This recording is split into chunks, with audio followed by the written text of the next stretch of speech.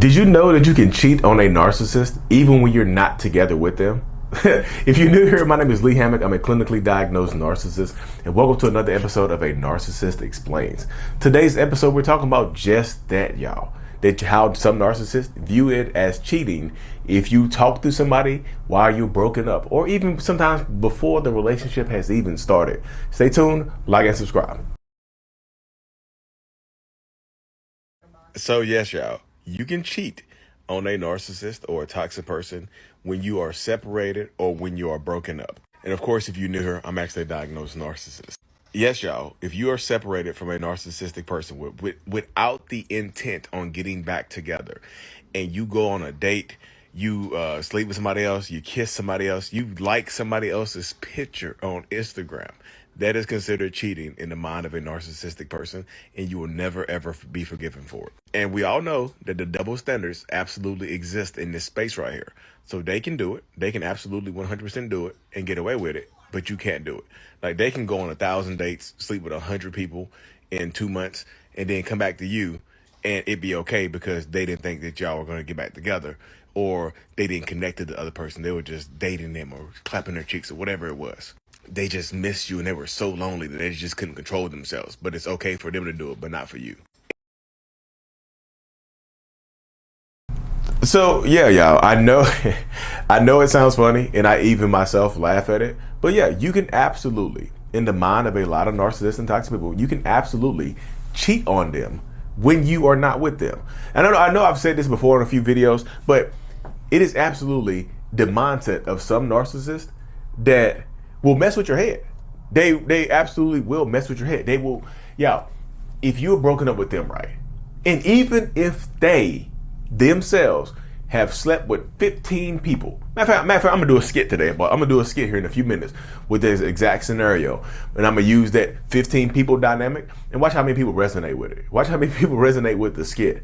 It's just like, they can do 15 people, go on dates, tell somebody that they love them, get engaged to somebody else, plan a wedding, and right before the wedding, get back with you. And they've done all of that, and you might have went on one date. You might have clapped cheeks to somebody one time, and you're the problem here. The double standards absolutely exist in relationships with narcissistic people. So if you are in a relationship right now with a narcissist, or you've been in a relationship previously with them, and you have dated while you're not together, no matter how long you've been apart, let me reiterate that, no matter how long you've been apart, they expect you to wait for them. They expect you to wait on them. They expect you to control yourself while they are not, while they are out of control. I thought better of you. You should have did this. You should did that. Yeah, they expect you to hold yourself to a higher standard than they are holding themselves to. The double standards absolutely exist, and you don't hate, y'all. You don't even have to go all the way with this person, with the new person. You can literally just sleep with this person one time. You can literally just talk to this person one time. You can literally do, y'all, you can text them back. You can text somebody back. You can leave some heart eyes or a flame emoji on somebody's picture, somebody else's picture, while y'all are separated, and then it will mess with you. They'll get you. They'll come, yeah, they'll come back and they'll bring it up for the rest of your time together. For the rest of your time together, they will consistently bring this type of stuff up to mess with you, because it empowers them, because it allows them a bit of control over you. And it keeps happening that way because they feel like they're entitled to it. They feel like they're empowered to keep doing it. They feel like they're in control of the situation. That's how the mind of a lot of narcissistic people work. They're just like, well, I can do what I want to do, and you can't do it because I am me and you are you. Sometimes it boils down to the utter simplicity of that thought process right there. I can do what I want to do, and you can't do what you want to do. And it's kind of like, if you agree to be in a relationship with them, that's kind of what you have to deal with. It's kind of like you're signing a declaration to be in a relationship with this person, to allow this person to get away with heinous things while you can't do the same thing. Y'all are separated. And so, y'all, this is the kicker right here. Sometimes narcissists, I've done a video on this, will break up with you on purpose. They will.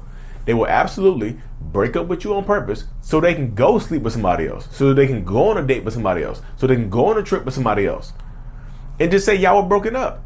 But if you brought up the same thing, they will just say, hey, look, you fell in love. I didn't. I just went on a trip, an intimate trip to Italy. And I didn't love them, but you loved them. Y'all, the mindset behind it is crazy. And if you're in a relationship with them, y'all, and this is part of your relationship story, they will always bring it up. They will never, ever let it go. They might not break up with you. They might not leave you because of it, but it will always be like a little toxic mistletoe hanging over your head. It's going to look like this. Every time y'all get into an argument or something, you're going to see that toxic mistletoe hanging down.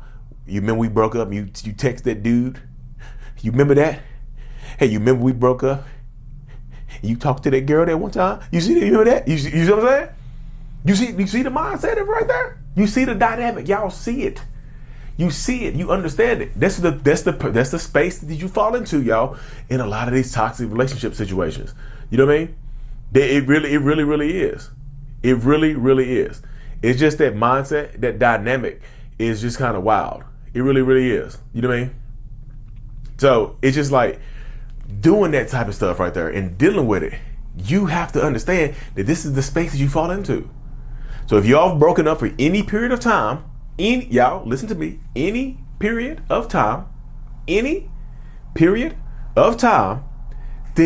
look, it doesn't matter.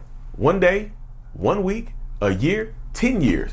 Y'all could be broken up 10 years, get back together, and y'all they done had a whole family. And somehow it's still worse because you did it. Because narcissists feel that shame is just so crazy. Because it's not because you did it. It's because how they feel that you did it. It's because they feel like somebody else might have done it better than them. They feel like you might have loved somebody else. You might have cared about somebody else. And that affects their minds. Deep down in their minds, it makes them feel so super insecure. And the thought of you being with somebody else just eats away at them.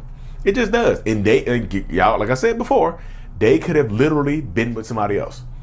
They could have been in a whole relationship with somebody else. They could have been asleep with somebody else. They could have been talking to somebody else. But it doesn't matter because it's them. They are them and you are you. That's what it boils down to a lot of times. They are them and you are you. The bottom line. You know what I mean? That's what happens a lot of times in these spaces, y'all. So y'all, if y'all watch to the end of this video, y'all, I got a new series coming up where I'm going to let my peoples, my followers, people who follow me online, my subscribers, send in videos for me to respond to, a video question. Because it has to be on Instagram because you can send videos on Instagram. I think it has to be 1 minute or less. And like, you can put your face in it, send me a video, ask me a question. I'm going to answer it in a video just like how I played this video at the beginning. I'm going to do that as well, but it'll be somebody else's video. It'll be your video. But like, y'all, this is the kicker. Don't send me a video that you want me to take down later. Please don't do that. And also, if you don't want I have a voicemail number to send voicemail questions into. You can find a voicemail number in my description and whatnot. But like, if you don't want your face on there, I can blur it out or something. Like, I'm trying to start a video series with real people sending their stories. You just tell it, like, ask me a question or something like that, or tell me a short story. I'm trying to find a place that you can send longer videos to. But right now, send me a message on Instagram, say, hey Lee, new series. Here's the question right here. Send me a video on there, and I'll see if I can break it down and see if it's start a new series to freshen the channel up, y'all. Anyways, y'all, like and subscribe for more if you haven't. I'm out. Thank you so much for making it to the end of my video, y'all. If you didn't know, we wrote a kids book called Remember It's Not Your Fault to help kids understand that they are not in control of whatever circumstances they were born into, talk about boundaries, tell them the truth, all of that stuff, y'all. It's available on Amazon right now, or the link in my description of every single video or podcast that you listen to. Thank you so much. Remember, it's not your fault. Peace.